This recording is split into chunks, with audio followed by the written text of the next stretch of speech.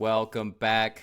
Welcome in to the Lions Share podcast ahead of NFL Week 10 and ahead of the Lions 7-1 taking on the 6-3 Houston Texans, who will be in their all red uniforms, the debut of the all red. Hopefully the Lions will be making the Texans see red, and we'll talk about that and the news of the week, which is finally the Lions have addressed the need at DN/edge. We'll tell you who that is in just a minute. But before we do that, we'll tell you who the BAM player of the week. The S is for the shareholders, so it's the BAM's player, Kirby Joseph. No surprise there for Week 9. Also, did you guys notice this?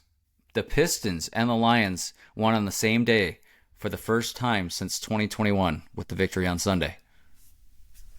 Crazy. Not that shocking of a stat because the Pistons have been in disarray for quite some time now. Was that the win over the Lakers?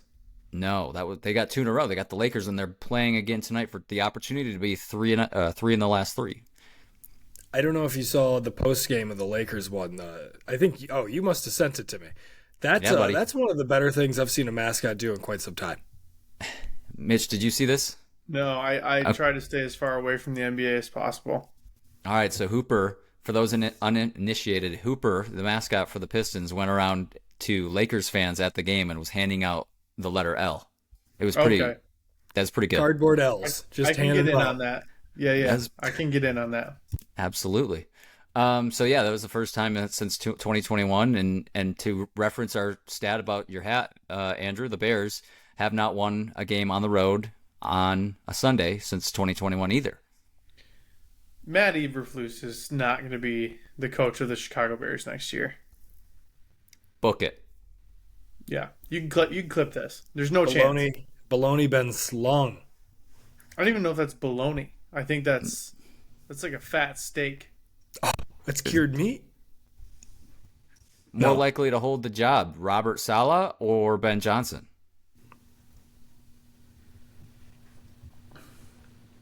I just don't see somebody said Saleh. I think it was Big Cat said Saleh to the Bears. I feel like the Lions hold too near a dear a spot in Ben Johnson's heart to do it. I agree. To stay in inner division. From someone who could have had his pick in the offseason, more than likely, and he stayed because of unfinished business. It would feel very weird. I think there are other jobs. I could see Ben Johnson in New York before Chicago. Yeah, that's hard to say if Aaron Rodgers stays too. Ooh, good call. Yeah, no. Yeah, would Aaron be? Aaron's like 41 next season, I think, which is so. Who knows? I don't know. I think he's got one more year though on his contract.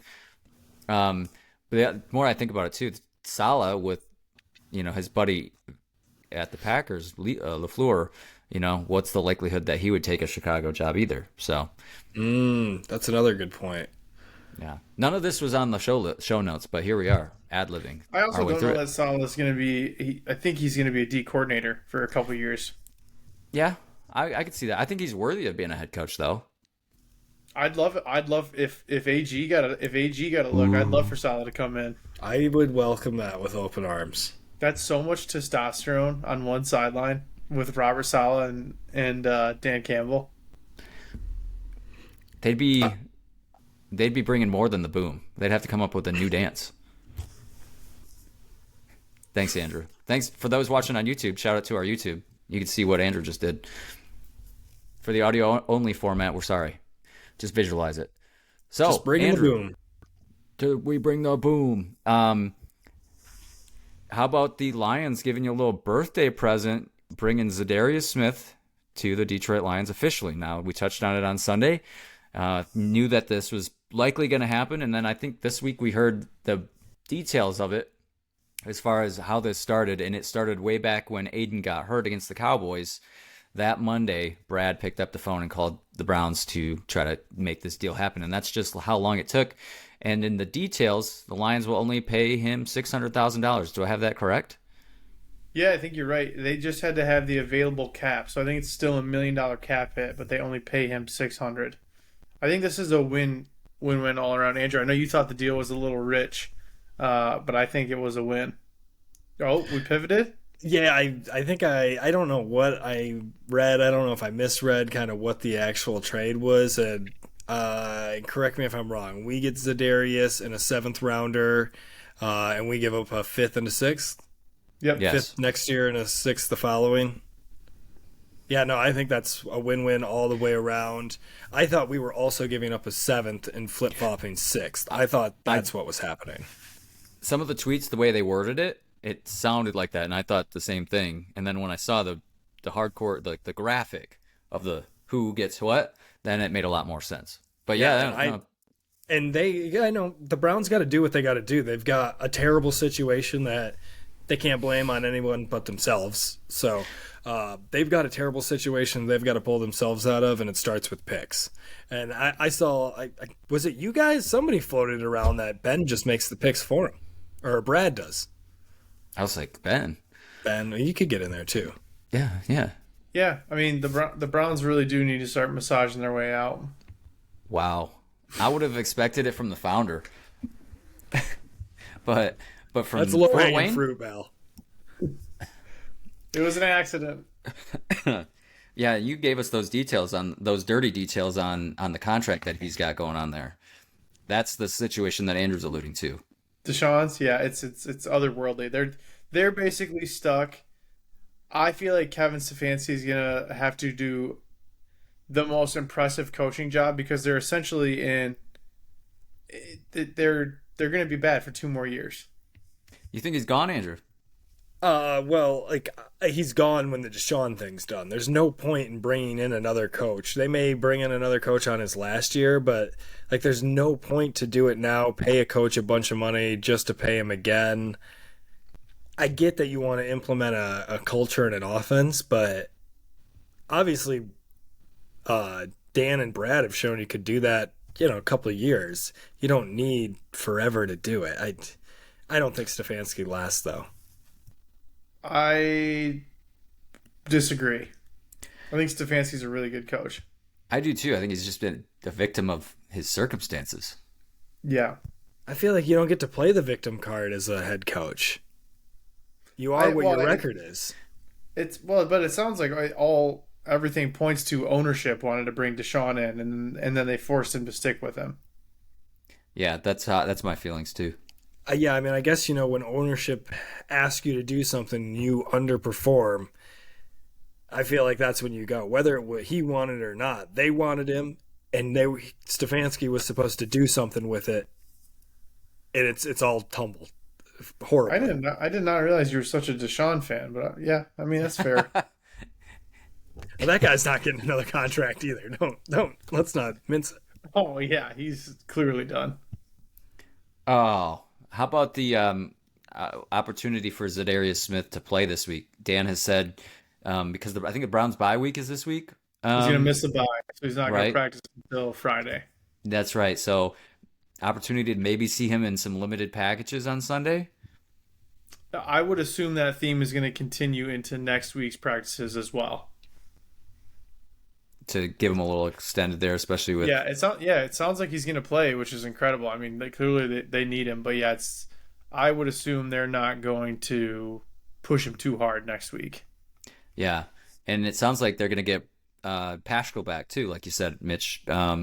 He should be good to go according to himself and Dan. And obviously, we heard the news that he had a tumor in his shoulder pop up. That's in a medical thing. And he's had his battle with cancer, so that was a concerning thing. And it sounds like he's good to go now. I don't know if it was. I don't know all the details on that. No kidding. Yeah. I remember when he gave his press conference, he said, it's just a little medical thing that, that came up, so we got to go get it taken care of. It's going to be pretty quick, though. And that was 2 weeks ago, so glad he's back. But, dang, didn't realize it was a tumor in the shoulder, man. That's scary. Mm-hmm. Yeah, I saw some people on Reddit talking about it, and just the idea that had he not gotten injured in that game, would they have even found this tumor? He just went in for his medical check, and then this popped up just out That's of crazy. The fact that they were already checking him out. So it is scary. It's scary, but it's great to hear that he's through that and persevering, and we'd love to have him back out there. We know he's so desperately needed on that defensive line that's so banged up. Also in the news too, in injuries, Andrew, you just asked about Iffy, I think on last episode or maybe the episode prior, what the heck's going on with Iffy at safety? Well, him and Emmanuel Mosley, both who have been injured early this year, are entering their 21-day eval window. So that means the timer starts today, Wednesday the 6th.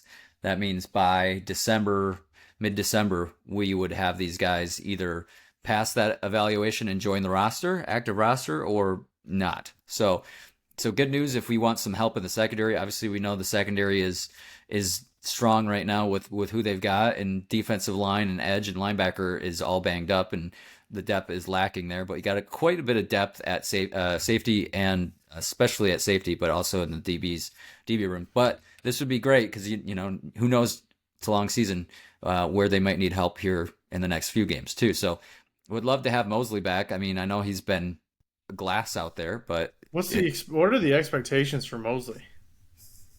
Not much. Yeah, it's tough. But it's good depth, if anything. I mean, it's something. Get him on the field, get his legs underneath him, get him back to the game. That's the biggest thing, right? Poor guy's gone through everything. It's both great. ACLs. Just bad luck all around for him. Yeah. And if he's been, go ahead. Well, I was just gonna say because it was 1 year after the other, right? Like just hasn't seen the field. Yeah, that's tough. Yep. Yeah, it's been an uphill battle for him. And if he's, touched on it, he's just got that lingering injury that just seems to not go away. And now hopefully in this 21-day eval, they can get him on the practice field and tune him up to get him ready, and then, add him to the safety room that already is so strong. Yeah, and I don't know if you said it, it's in the notes, but Rodrigo's coming back as well. Yeah. Did anybody see it? What was the official injury? I don't even know what happened. His ankle. And I don't know if it was a sprain or what. You didn't see the play at all? I don't think I did. I can't find it, and it's, unless you go back and watch the film all the way through, you're not going to see it, but seems crazy that he missed a week on it. I would love to see what actually happened. I think it happened in the Titans game. It did happen in the Titans game, and missed a pivotal one there with Green Bay. So you had to imagine it was bugging him if he's missing a divisional matchup. Buggering. Imagine. What's that? Buggering him? Did I say buggering? I thought I caught a buggering. Yeah. I might have mixed up bug and wonder. I might have made the same. If it was wondering him, yep. Who's got in? Oh, well, first off, before we talk about these fall starts in the NFL, how about the Cowboys signing a wide receiver after they put the heck on the IR? It's the most hilarious thing. Jerry Jones needs to fire Jerry Jones. It's hilarious. The Cowboys have not been good since they didn't have a Hall of Fame coach and a Hall of Fame quarterback and a Hall of Fame receiver and a Hall of Fame running back on their team. They stink, and it's because of Jerry Jones. Has Dak officially gone on IR, though? I don't think he's officially there, right?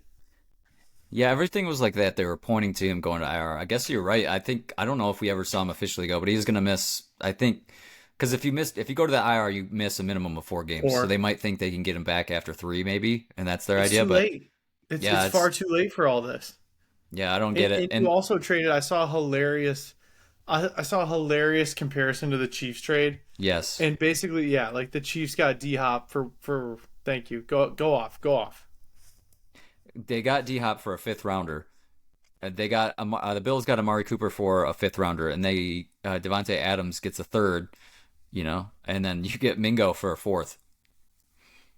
And he's nowhere in the conversation of any of those Not others. even close. I'm sure you've all seen the clip of him catching the ball where he throws his legs out of bounds. I haven't seen it yet. That's tough. Andrew, talk to the shareholders for a minute. Hey, shareholders, welcome to my corner. And this is what I want to talk to you about. Andrew, let's talk about. Well, he's looking this up. You want to talk about the hat? It's a pretty good hat. No, I don't want to talk about your hat. Fall starts. We've talked about this before. Did you see the clip I dropped in the notes? From the Chiefs game? It's so that bad. Massive one? It's at the end of basically people are upset. Tampa Bay fans are upset because this basically sealed the game. I mean, who knows what would have happened? They didn't call that a false start? No. Yeah, dude. And what's even crazier is all the emphasis on a legal formation for the tackle lining up too far back. You can make the same argument, whether it's false start or he's lining up too far back. You can make either of those arguments. I don't know why they put such an emphasis on it in the first game of the season to punish the Ravens. I don't know why they were out to get the Ravens that game. That's crazy to me. And don't do it any other week? I don't understand it. It's happening. Jawan, I think what's his last name? Jawan Taylor. Jawan Taylor is terrible at it. Lane Johnson does it. Like, for this not to be called in such a critical moment it's egregious. Like, the refs need to be like, I don't know how you find the refs, but good Lord, is this bad? Well, the refs, they get graded. They get graded after every game. If they miss a call, if they've got a bad call, they get graded on it. And I think they get like a percentage of, they get this many calls, percentage of calls correct. But yeah, if like, the review team isn't even saying that's a false start, then they're perfect. They're never wrong. So bad. It's a problem. It's an epidemic. All right, so we have this catch from Mingo. Well, not a catch. But also, just a side note to your conversation, too. Somebody on Twitter, who's ML Football, tweeted out a link or a thread of 10 plays that every week the Chiefs have benefited from. I think the one that's most egregious for me from the Chiefs getting benefited from is when who's their defensive coordinator? Spagnuolo. Steve Spagnuolo, when he was allowed to call a timeout. Yes. And they didn't do anything about it. Like, only the head coach can do that, not an assistant. That's probably the one that's most egregious. That's so black and white. Yeah, it's bad. All right, so Andrew, you got something? Okay, so here's this play. Here's this play. We've got a couple angles of it. We've got this first angle. The presence of mind from an NFL wide receiver. Now, I think it looks worse from the second angle. Let me give you the back from the other end zone, because that one is arguably worse. Because you can see it a little bit better on this one. Well, he drops it. Yeah, I was going to say, to be fair, one elbow is as good as 2 feet. Maybe that's what he was going for. Yeah, that's fair. I mean, look where what is he doing? I mean, the best part of this is, or the worst part, depending on what your fandom is, that's a good ball considering there's no one even close to him. That might be Bryce Young's best ball of all time. Just slow down and catch it, dude. Stop running. Yeah, it's bad. This is coming from Bryce Young. I think this was last season against the Titans, but yeah. So that's who the Cowboys gave up a 4th rounder for. I'm trying to get this shit off. At least we know the screen. Cowboys suck. Yeah, we do. Oh my God, it's just not going to leave the screen. It's just not going to leave the screen. Technical difficulties here. There it goes. On the Lion Share podcast. Just another episode here from us. But yeah, that's hilarious. I'm just happy that it's Cooper Rush season. We're big Cooper Rush fans here on the Lion Share. So I did text yeah, it's Cooper Rush. What? Is it? It's not Trey Lance, dude. Come on. He's got a chance. I texted a known Cowboys fan. He was upset about the fact that they gave up so much for Jonathan Mingo, of course. And then I said, so do you think that Cooper Rush is about to take this team to the promised land? Or he said, or Trey Lance. And I said, how about Cooper Rush every down quarterback, but bring in Trey Lance like Taysom Hill? Ooh, that may be something, but Trey Lance can't run it either, can he? Can't take a hit. Yeah, no, he can't take a hit, dude. I don't know. It's been so long since I've seen him play the game of football. I don't even remember. Right. Yeah, he said that McCarthy probably wasn't smart enough to be able to do that. And I agreed with that. All right. Let's do what we always do here on Wednesday. Let's preview Lions Texans. Do what we always do. So, if you remember, shareholders, all the way back from our preview show, I predicted the Super Bowl to be Lions versus Texans. So, How you feeling about that? Not great. Yeah. I don't like the fact that the Texans have so many injuries. That's going to really plague them. I think they've still got an opportunity just because the AFC's open. So I'm sticking with my pick. Lions, Texans, Super Bowl. Lions winners. I think it's less and less likely the more I'm going to look at it. But anyway, I'm going to stick with it. I'm sticking with my guns. This one Good will be for on. you. Thank you. That'll be on NBC and Peacock, 8:20 Eastern. We're on Sunday night, back in prime time, folks. So get your days accordingly planned on Sunday because it's Sunday night football. Lions coming in at 3.5-point favorites. Is that still the line? Let me check. I was just so distracted because most people would take the easy way out and say, get your popcorn ready. Not here on this podcast. Not here. Yeah, that would have been easier. We say, get your plans ready to according. watch this game. Get ready to watch this good sports on sports ball. Get ready to watch your sports ball. Sports. The line. Over under sitting at 48.5. I think that's stayed consistent. 49. 3.5, 49. I just saw our commentators for this game, and I'm disgusted. I don't want them. Well, sneaking way ahead in my notes, Mike Tirico and Chris Collinsworth in this one. Sorry, I know. I skipped Who were you lives. expecting for Sunday Night Football? That's I what I was don't just know, gonna but I'm not gonna lie. Leading up to this week, until I spoke with the longtime Lion tonight, I forgot it was a Sunday Night Football game. So it's just all been kind of in the back of the head. But oh God, I don't want to listen to him. No, I don't either. So Texans have had I some like familiar- Tirico. Can I say that? Tirico's a Michigan guy. He's a Lions fan. I don't know. He's wishy-washy for me, especially after last year's comment after the Chiefs game. Our co-host has a fucking Bears hat on. That Italian isn't a winner in my book. How can we criticize anybody? Constructive Burst. Happy birthday hat right there. Well, the Texans have had some familiar foes, as I was saying. They've played the Bears in week 2. They beat them. The Vikings, the other team in the NFC North, beat the Texans in week 3. And the Packers most recently played the Texans, and they beat the Texans. So you could say that the Texans are in their NFC North era. Theirs is their 4th of 4 in the first 10 weeks of the NFL. So they're going to play all the NFC North teams after this week. Like I said, they've lost. They beat the Bears. They lost to the Vikings, and they lost to the Packers. So Lions up next. I would say their most impressive win, 23-20 over the Bills. That's their most impressive, and they have not lost at home this year. So Lions playing at Houston in this one. This will be an opportunity to buck that trend and get them off the winning ways in the home stadium that is NRG Stadium. Also, Mitch, your favorite statistic, which is point differentials. Texans at 6-3, point differential of just +1. So are they frauds? I think we're gonna find out. I don't want to say that going into a game week, but I don't think you're right. I do love the point differential. I do think that's a great tell of a team. Yeah, I don't think they're frauds by any means. I think they're a solid team. I think the injuries have really plagued them, and they've just had a tough schedule. But all that to say, if you take away their Bills win, which is a really good win, Bills are right up there in the AFC or in the NFL as a whole. But you take away their Bills win, they don't really have much impressive on their resume.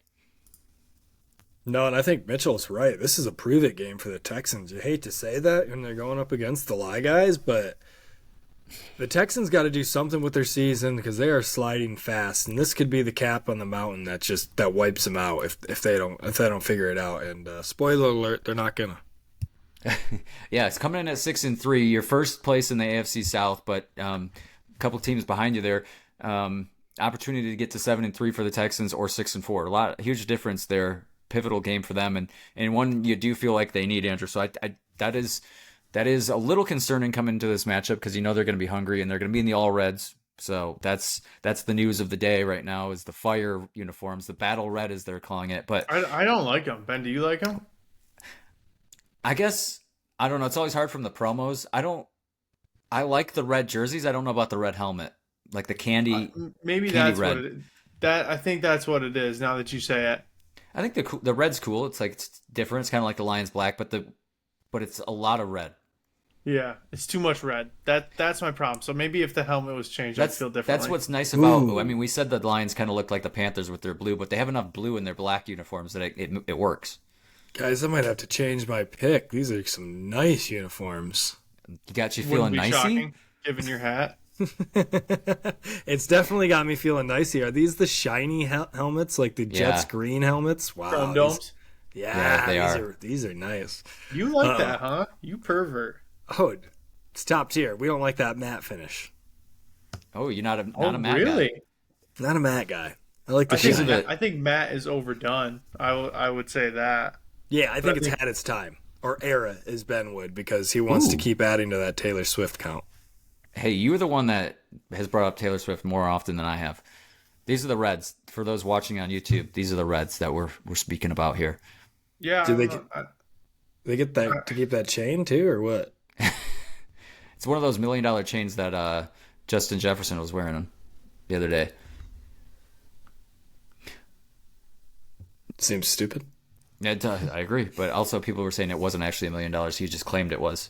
I think if it was, as we were talking about, a Thursday night Color Rush game on Amazon, I'd be about it. Honolulu Blue versus the All Red would be nice.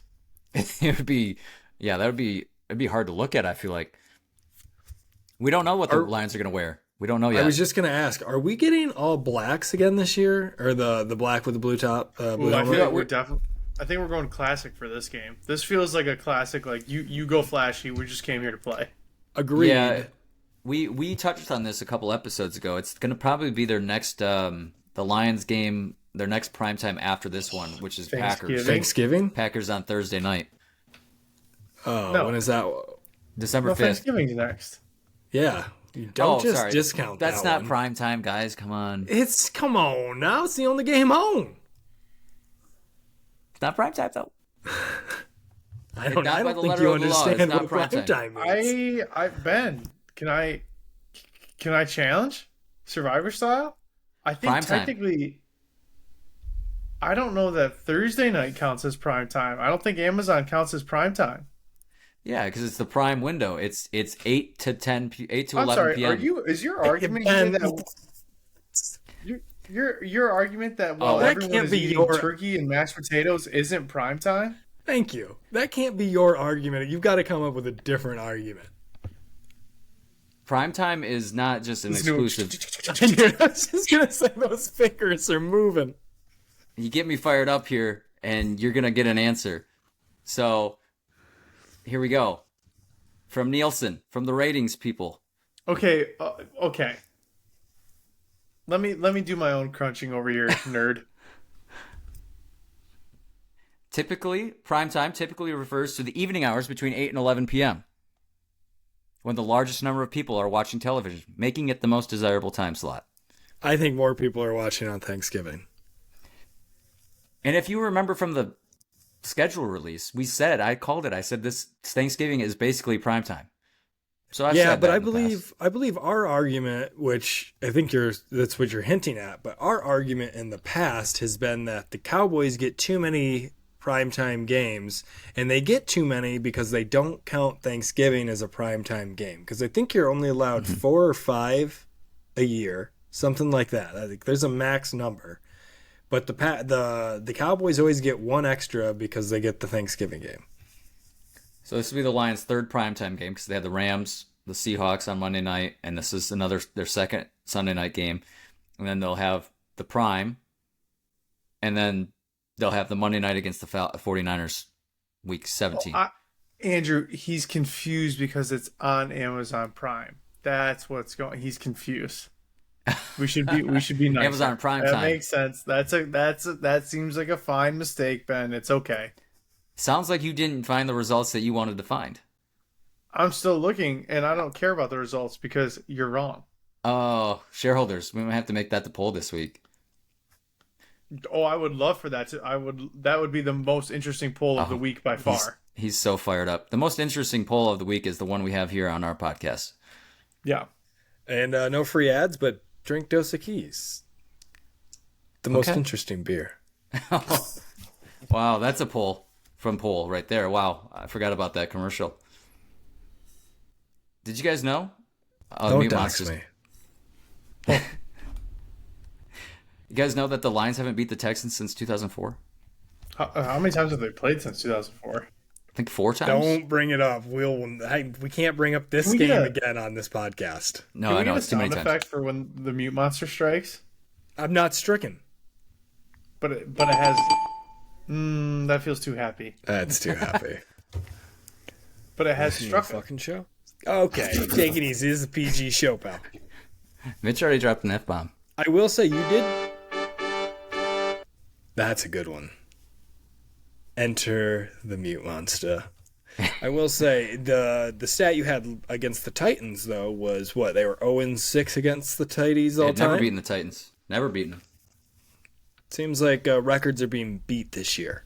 It's in our favor. May the odds be ever in our favor. Speaking of which, Mitch, do you want to make your pick for the week?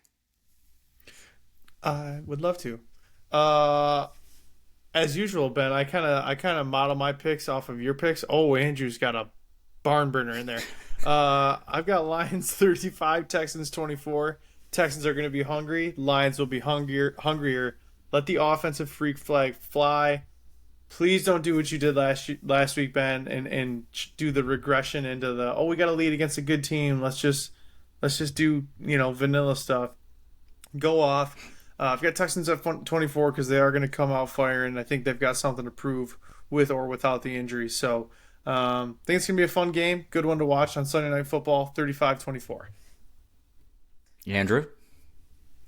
Yeah, I got a little more excitement, even though that's quite a bit of excitement from you, Mitch. I got Lions in a blowout. They're going to continue the streak, 49-14. Taking these bad boys on. I think the offense is just going to stay hot. They're going to get accused of running up the score again. But you got to beat them. Somebody's got to beat them at some point. Za'Darius, he's going to be limited, like we said, so not going to get a sack. But I think Paschal gets his. And I think that's what leads to defensive success this week. We're not going to get much of a pass rush. I think CJ is going to be kind of free in the pocket. But it's going to lead him to sit back there and try to throw more passes rather than scramble more. I think if he scrambles, they've got a chance to beat us. So if we give him time in the pocket, don't give him a reason to run.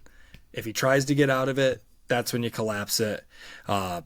And the DBs and safeties have been playing a great game all season long. Let's just keep that up. Can I say, if Andrew, if your score is even close to correct, if they put a throttling on like that on the Texans in prime time, everyone they will have to become odds-on favorite for the Super Bowl, just the one. Super Bowl always in prime time, by the way. So you're right about the score, but also, yeah, that would be the most that the Texans have given up. The most they've given up coming into this was the Vikings. They gave up 34 to the Vikings, Sam Darnold and the boys. So Lions trying to make that, take that title from them. I'm going to say they get in right at 34. I'm going to say the Lions 34, Texans 21 in this one. The Lions won't be seeing red in this one except for on the other side of the ball. Run the ball, protect Jared Goff, and get J-Mo back involved in this offense. J-Mo back in the building, back on this team, so get him involved. I'd like to see that early and often. Defense has got to stop the run and get to Stroud to the ground. Here's a key stat for you. The Texans have allowed the second most stats. The Texans have allowed the second most sacks in the NFL. So opportunity there for the D-line to get home. And when they get there, please wrap him up. That's it. That's our picks. Shareholders. That was good. Thank you. Concise. Brevity is key. Shareholders, vote down below on Spotify and comment on TikTok if you think you can predict it better than us. Yeah, that's that. I wanted to give a little shout out to Baker Mayfield and the boys on the Bucks. I think Baker Mayfield is deserving of some MVP votes. That's just my opinion. And also, at 10:10 East Central Time, I said this: the Bucks should go for 2 against the Chiefs, and they didn't. And then it went to overtime and they lost. So I think if the Bucks were coming in that game 4-4, season-changing win if you get to 5-4. Now you're 4-6 and you're sitting in the back seat. And the Chiefs were on the ropes. Their defense was gassed. They had every opportunity to go for 2 there. I don't know why they didn't.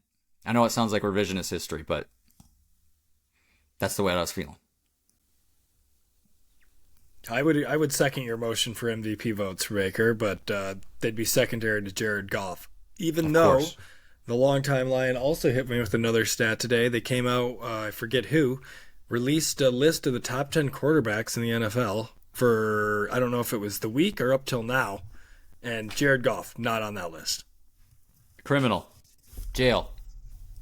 I would.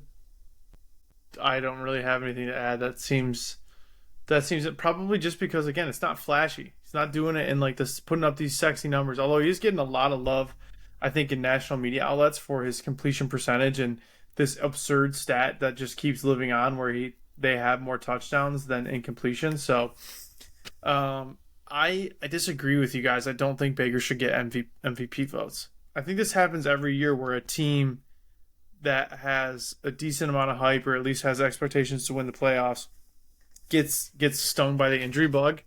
Kind of like we're talking about with the Texans. Like, Ben, you expected the Texans to go to the Super Bowl. Now it's all like they're dealing with injuries, so that's kind of hampered. If they were winning, then yes. If they were doing a little bit better, again, I would say yes. But it's kind of like that, in the NFL, there are no moral victories. So I would disagree with you guys. Again, I think Baker's a great player. I think he's a great quarterback, well-deserved for the 3 years, $100 million, but MVP votes might be too far for me. I see what you're saying. I think my point is they're 4-6, which is not a good team, but I think if they didn't have Baker, they'd be 1-9. It's hard to say. So I just think in terms of like the actual meaning, most valuable player, I think that's your most valuable player on that team. Well, Probably not in the league, but we've lost that, because I would argue that Lamar Jackson isn't the most valuable player on the Ravens. Derrick Henry is. Yeah. That's what people in the TikTok comments were saying when we posted the video about Jared Goff for MVP, and I was like, yeah, but it's a popularity contest. That's what it is. I mean, we all know it shouldn't be that, but that's what it is. So I saw someone, I can't remember who it was. I don't know if it was Brian Baldinger, but he was like, "Can we make a case for Penei Sewell for MVP of the league?" I think that's incredible. By the letter of the, by definition, yeah. Yeah, more linemen should get it. I just put a link in the document there for the top 10 quarterbacks according to Fox Sports right now.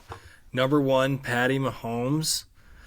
Number 10, not Jared Goff, I can tell you that much. Number 10, Jalen Hurts. Honorable mention Jared Goff gets. Not even listed as a top 10. Dak Prescott at 5? Yep. Crazy, we hit right? We hit that at the same time, Ben. That's where you lose me. Yeah, I don't buy it. I don't buy this list. Aaron Rodgers at 9? Exactly. Hold on. Oh, this is from the beginning of the season, Andrew. Yeah, Andrew. Oh boy. Come on. Yeah. Again, guys. Cut this segment, Tommy. We got a lot to cut, Tom. This is terrible. Let me just you know what's not? Let me just do a little cleanup here. Again, delete your history. We hit that at the exact same time. Yeah, no, I remember reading that once I came through. I think we talked about this on that episode before the season started. So kudos to us for talking about things twice. But you know what's not terrible is all of us were over 10 wins last week, and all of us are over 80 wins for the year this year. Speaking of which, here's our picks for Week 10. Season. Well, actually, we're not all over 80 wins.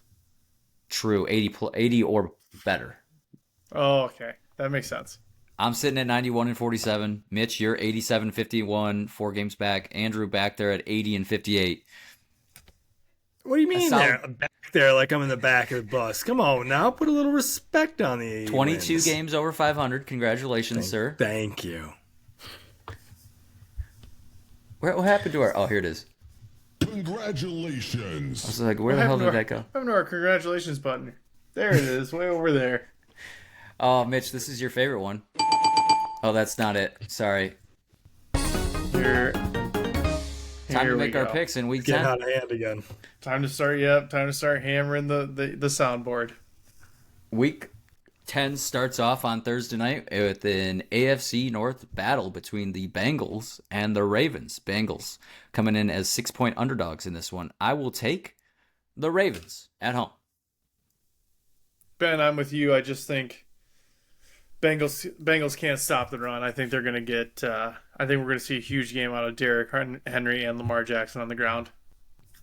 Couldn't agree more, Mitch. I think Joe Burrow had his game of the year last week, and he's just about tapped out this week. And Ravens just play an angry brand of football, so I'm going that way. Next game is our travel week. We're heading to Germany, folks. Who's the home team? Is there really one? The Giants are technically the away team. Panthers home in Germany. The Giants 6.5-point favorites in this one.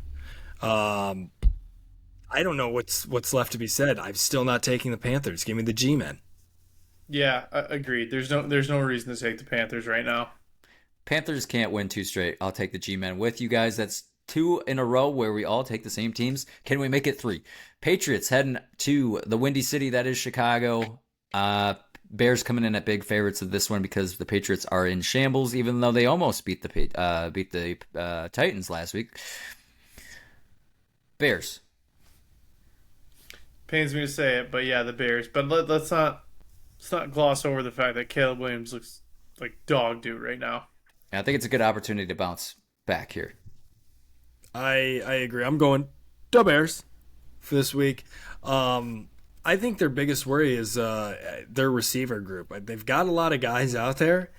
Is anybody really happy in that receiver group, though? You talking about DJ Moore running off the field? That, yep. Keenan Allen, just his body language is tough. Rome Odunze, you spent a high-value pick on him, and he's nowhere to be found. Like, everyone was like, listen, Keenan Allen is solid, but everyone thought when they signed Keenan Allen, like, oh, it's over. Keenan Allen's hamstrings are made out of paper mache. Did we expect Keenan Allen to play a whole season and run, like, catch 1,000 yards? Stop. Yeah, they're Bears are in a bad way right now. This was probably my toughest pick of the week. Bills heading over to Indianapolis, taking on the Colts. Oh. Is it officially the Dome? Yeah, it is. What? What's the question? What did I do? It's just I didn't know we had a chipmunk come into the podcast there. Did I get squeaky? You did the classic, like, it got delayed and then it caught up, so you were talking really fast. Yeah, so the shareholders at home won't hear that because it doesn't. Riverside doesn't record that way, but it doesn't. So it's just gonna be me and you giggling. Yes, and nothing. Even better. Bully brand of football we got going on here. After long consideration, I'm going to take Josh Allen and the Bills. It's away, which has kind of bit me twice now going against the Bills, so I'm officially jumping on them. Yeah, there's nothing that makes me believe the Colts. I think it'll be a good game, fun game, but the Bills look good right now. Josh Allen looks good right now. Until otherwise, I go Bills for this game. Yeah, I'm gonna zag here. I'm gonna take the Colts, and for no other reason than I think the Bills are gonna drop some games here, and I think they lose one here on the road. I don't know. I don't feel great about this pick, but I felt like taking an upset there, so I'll take the Colts at home. Moving right along to another horse team, the Broncos heading into Kansas City. Could have swore that this game was in Denver. I don't know. I didn't know it was in Kansas City. But Mitch, do you want to lead us in this one? I've been talking about it. I'm a man of my word. I just don't. The Chiefs are susceptible. Ben, you just talked like Bucks took them to the wire, throwing to nobodies out there, and teams just don't go undefeated. To go undefeated is so impossible. It just feels like Broncos coming off of an absolute throttling against the Ravens, Chiefs undefeated. I like the Broncos. I put some monetary value on it as well because I believe that strongly in it. Money line. I'm not a coward. I like Broncos in this one. Okay, we won't tell the Cub her college fund is gone. But for all those same reasons, you guys are right. The Broncos are a feisty team, and they almost feel like the team that the Chiefs are going to overlook. We got this one. We can kind of chill out. We rode the high last week, like you said, Ben. So I'm also going Broncos with you boys. I'm going to take it too. I didn't say my pick, but I'll ride with you. Oh, thank you. Thank you for joining us. Let's get those Broncos going. What's our next game? We got the Dirty Birds heading into New Orleans, taking on the Saints. I can't believe what I'm seeing on this scoreboard. Falcons 3.5-point favorites. I'm gonna take Vegas on this. I think it's an easy pick. Ooh, that makes me feel good, Mitch. Yeah, this feels like everything I've read is the Saints players quit on Dennis Allen. They love, like, did you see they came into the locker room? I think it was today, or he came into the locker room today or yesterday, and they were wearing Merry Christmas shirts. The players are bought in. It's the interim head coach bump. Falcons don't look unbeatable by any stretch of the imagination. I like the Saints. Everything that Mitch just said, I'll take the Saints. And this division, the NFC South, these games always are close. I swear to God, and watch this will be the one that's not. But I wouldn't be surprised if this is 24-24 with 3 minutes to go, and it ends up being a field goal game. And so I think it's going to be a battle, and I think it's an opportunity for the Saints to get back in the win column and beat up on a foe, and they're going to be at home. So give me the Saints. I think 24-24 is way too normal of a score for the AFC South. AFC? Or I'm sorry, NFC South. I almost had something there. Yeah. No, but I just feel like those are always weird. I don't know why the over-under is lower. I don't know. I think it'll be 24-24 with 3 minutes left. If that happens, somebody call me. 23-23? No, I'm going to stick with 24. That's what I had. Okay. I had an envision. I had something come to me in a dream there. 49ers on the road taking on Tampa Bay, who just struggled to nearly beat the Chiefs but lost in overtime. I will take the 49ers here. I really want to take the Bucs, really do. But especially if Christian McCaffrey is actually going to play in this one, finally, I think the 49ers are on their ramp up right now. I agree. 49ers have got to start winning. NFC West is wide open, but you can't really leave that to chance if you're the 49ers. I think McCaffrey finds the end zone in this one. I think they'll find a tricky way to kind of balance his workload a little bit, but he'll find pay dirt. It's about time these scumbags are going to play Christian McCaffrey. I'm still upset for the Lady Lion and her fantasy draft and how things played out. I also think the Bucs are a very feisty team. Once again, I think Baker should get a couple MVP votes tossed his way. I'm going to ride the Buccaneers in this one. They were coming off a hard loss, but I think they're going to get one. Another one here, boys. I don't know what you're doing. No, I'm just kidding. This will be a really good game. I'm just really excited to watch this game. Steelers taking on the Washington Commanders in this one. Washington 2.5-point favorites. Is this officially our 4:30 window yet? Are we there? I was just trying to figure that out. No, last two more in the 1 o'clock. This one in the Saints, or this one in the Vikings. Okay. I'm going to take Ben Steel City here. I think they are, once again, another feisty team. It's kind of that, like, doldrums of the season. We're in the midpoint. It's kind of the tough teams that are going to win them. I hope you're right, Andrew. I hope the Steelers can figure out a way to get this done. I think it would be huge in terms of seeding in the playoffs. The Commanders look so good, and they went out and got better this week in free agency, picking up Lattimore from the Saints. So I don't think it's going to be done. I'm with you, Andrew, though. This will be my 1 o'clock game. I think this is going to be a fun one. Yeah, absolutely. Everything y'all just said, Matt Lattimore really flipped it for me too. And if this was in Pittsburgh, I'd probably take the Steelers, but I'll take the Commanders. Moving us right along to the last one in the 1 o'clocks, which is going to be the Vikings taking on the Jags and in Duval. Vikings only 4-point favorites, but I will take the Vikings. Yeah, I like the Vikings in this one. Sam Darnold caught a lot of heat last week, I think, just because of the strip sack, but Sam Darnold still played well last week. Agreed. I'm going to go with you guys as well. NFC North getting some strength again. We got quite a few winners, and Pack on a bye, getting healthy after last week. So give me the Vikings. This one should be a throttling. Titans taking on the Chargers. Jim Harbaugh getting it done still. I think the Chargers very feisty. I'm riding with them. Love it. Love the feistiness there. And I just think, I think the defense of the Chargers just puts a stranglehold on the Titans offense. I will take the Chargers as well. Moving along to the NFC East, Eagles heading into Dallas. Philly, big favorites in this one with Cooper Rush. I think this is closer than the spread indicates at -7. But I'll still take the Eagles to win a close one here. Yeah, unless Sirianni does some crazy stuff, which he's very much bound to do, I don't think this is close. I just think the Cowboys are terrible. The Cowboys just are not a good team. I think a lot of people are just buying into the star on the helmet and nothing more. I think the Eagles cover 7 points. I think they get a little bump with Cooper. That's not enough. The bump isn't enough, unfortunately. I'm taking the Eagles with you 5-6 guys. as a starter. Cooper Rush 5-1 as a starter. That was a different Cowboys team. 100%. That defense was nasty. Nicey, actually, I should say. Ooh, there it is. Yeah, give me the Eagles. I think it's going to be close, even with banged up Cowboys. Another great slate of games this week.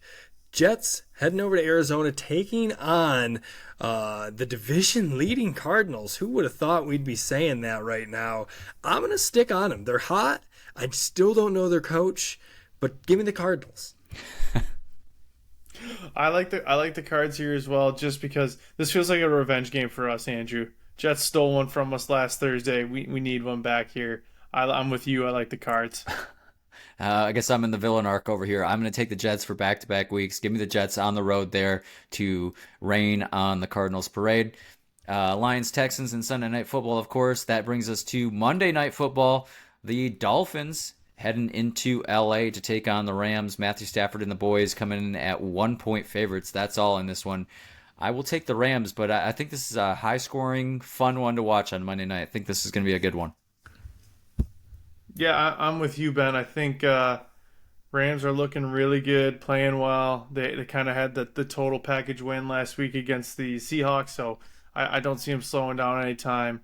I said it on the last episode. I think Tua is becoming a little bit of a villain in terms of the NFL fan. So I like the Rams in this. Mitchell, dead on. I definitely think he's going full villain mode. I like the Rams here. That Stafford pass from last week still got me reeling. Just strictly off that, you got to go Rams. Yeah, I think they get a little carryover bonus action there back at home here. It seems like it. That's week 10. That's our picks for week 10. Shareholders, alert. We will not be on next Sunday because of the game on Sunday night in prime time. We will be back Monday for our recording as usual to recap Texans and week 10 in the NFL. Yeah, we'll see you all then. Let's go Lions. And like, follow, rate, comment, everything. Follow us on TikTok. It's hot. Let's go Lions. Meow.